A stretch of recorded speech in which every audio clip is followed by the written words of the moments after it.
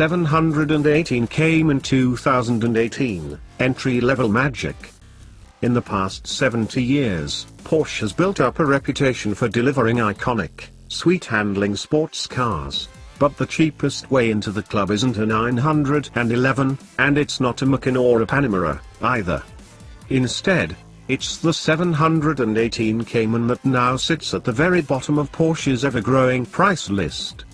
Smaller, mid-engined and more subtle than its 911 sibling, the Cayman promises equally balanced handling to the definitive Porsche model, and offers it on a considerably more lightweight budget.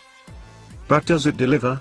To find out if the entry-level, turbocharged Porsche is a legitimate new strand to Stuttgart's winning formula, read the fully updated Car Magazine review of the 718 Cayman. 718? Has someone at Porsche been listening to that police scanner again? Sounds like code for an armed siege down at the Nürburgring trackside shop.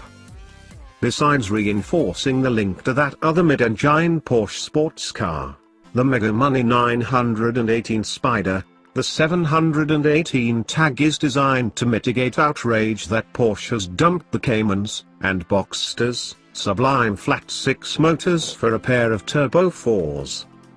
That's because the original Porsche 718s, successors to the 550s of James Dean fame, racked up dozens of racing victories back in the 1950s and 1960s, including a class win at Le Mans and outright success at the Targa Florio.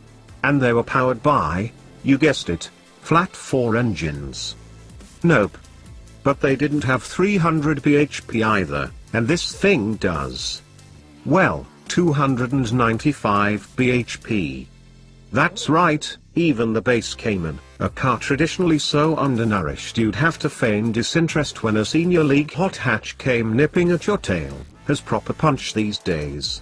Powers up from the 271 bhp of the old naturally aspirated 2.7 Boxer 6, but it's the 67 pounds-foot jump in torque that's made the biggest difference to how the new 2018 Porsche 718 Cayman feels. Their 0 to 62 miles per hour time falls by over half a second to 5.1 seconds.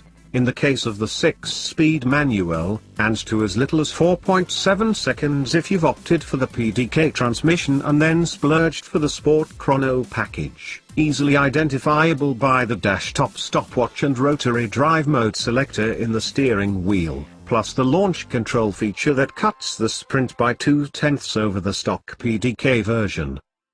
Not so fast. The S costs £48,834, compared with the £39,878 of a regular 718 Cayman. And now that Porsche has finally seen sense and inverted its box to Cayman pricing structure, the soft top is £1,861 more expensive, spec for spec. Going for a standard 718 Cayman is now the only way to put a new Porsche sports car on your drive for less than £40,000.